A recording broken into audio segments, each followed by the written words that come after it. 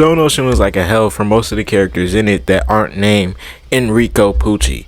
If you were someone like Weather Report, Anasui, Jolene, Hermes, and finally Emporio, it would have been horrible just being there that entire time. Or worstly, if you were one of Pucci's army or one of his prisoners that he just randomly used, there's a good chance that you're gonna die on whenever you don't beat the Joestar group. Like, Pucci finds you, he's gonna take the disc he gave you, and you're either gonna be mentally incapacitated, sleep, or dead. But that's a part of the reason why today I want to focus on one character, one important character in Stone Ocean who ended up getting the kill and saving the day, Emporio. And in all honesty, I feel like Emporio deserved a whole lot better. I mean, imagine living your entire life within a prison. You've never really known true freedom. You could leave, but you stay there. You have a stand that gives you literally just your own room that you can't interact with anything for real in it. But you have fake food, but it's real. It's ghost food because it's a ghost room. Emporio was born to an unnamed prisoner, and since then he lived there in secret with the help of his stand, burning down the house to use it to hide within a ghost room on the premises. His mother was killed by Enrico Pucci, who stole her discs and left her to slowly rot away. Again, that's awful. The boy kept a bone from his mother's body as a keepsake and a precaution against Whitesnake. However, Pucci was originally unaware of Emporio's existence. At one point, Emporio also meets Weather Report and Anasui, trusting them enough to let them dwell in his ghost room. And then we just see Emporio during Stone Ocean helping and saving and literally guiding the group. He was essentially the big brother of the group because he knew his way around the prison so well, because he ended up spending 11 years, yes, he said he's 11, sneaking around there. Again, this is crazy. But the only bad thing was whenever Emporio actually went with them, he would get singled out if they could. Like, for example, Donatello versus snuck up behind Emporio and hit him in the back of the head because he was trying to steal Jotaro's disc. He didn't do it successfully because Jolene and Hermes popped up to rescue him, but he still tried. But even then, throughout Stone Ocean, he was still a factor, you know what I mean? You had this nigga fucking riding you around in cars, fucking riding you around in helicopters. How is he doing that? How does he even know to do that? He's 11, by the way. And in the manga, he's 4'7", and in the anime, and this is off of the model sheets, but in the anime he's 3'3". How is he even reaching the pedals? But you could even say he deserves better during the anime. You know what I mean? Because he's serving as this collateral essentially once he's found out by Enrico Pucci, because Pucci, whenever he sends these people, they're not only coming for Jolene and Hermes or Foo Fighters and Anasui.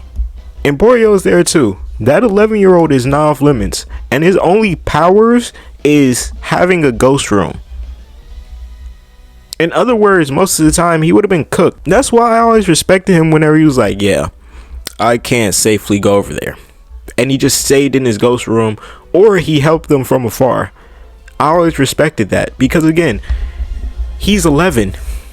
What is this 11-year-old gonna do when meteors start falling from the fucking sky? Like, when Foo Fighters asked him to go with them, I was just like, what is the 11-year-old gonna do in that super maximum prison? That whole arc, there was 3 stand users and all 3 of them were fucking wilding. Survivor had everyone tweaking. The meteors started fucking falling from the sky. That dumbass dragon's dream. And then at the end, oh my god, we have to talk about the ending. Emporio is left to see the bodies of all of his friends that he just made. The only, mind you, again, the only friends he's ever had in his entire lifetime. He's never even had a parental figure. His parental figure was a murderer and someone who could not remember who he was, so he started calling himself the same name as his stand.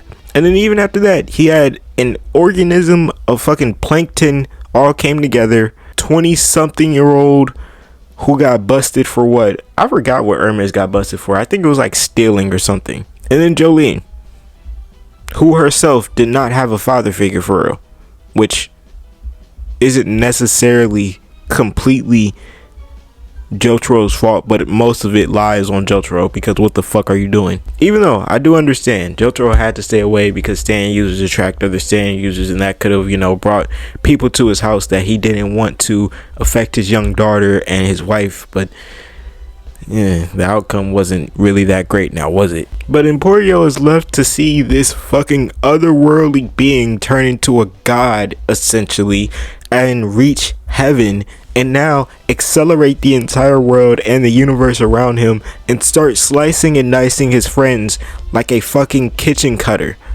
This man was having fun in the kitchen. It was like he was using a blender the way he was using his hands just to slice someone's face off. Jotaro.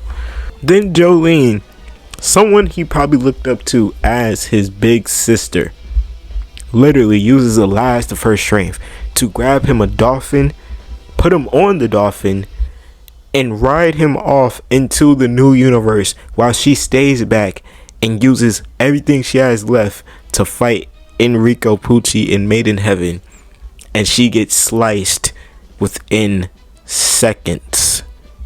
And he watches. This 11-year-old kid watches someone he sees as his big sister get sliced. He watches all of his friends, the only friends he's ever had in the world, get sliced, and he's sent off into a new universe where cheap imitations of them exist, but their soul is nowhere near the same. And then Pucci is chasing after him, citing verses of that he shouldn't exist. He doesn't deserve to exist in this new world, and Pucci is hunting him down room to room with disregard for the cheap imitations that Pucci created in this new universe, you know. And Emporio literally has to go for the kill after being traumatized and scared of what's about to happen to him. And once he finally ends Enrico Pucci's life, he's sent back all the way before the events of Stone Ocean, what would have been the events of Stone Ocean, and now he's on the side of this road where he sees Irene, someone who looks exactly like his big sister, someone who has the same soul as his big sister, but it's not his big sister, and he now has to live as the only person who knows the events of Stone Ocean, because they never happened, and Enrico Pucci never existed. That's so much trauma layered on top of it. I would be surprised if he didn't immediately cry for at least 3 to 4 weeks. Like, he would never be the same, if I'm being honest. That's why I low-key wanted Emporio spinoff, just for like a chapter or two, just so we could see how those like effects had on him mentally.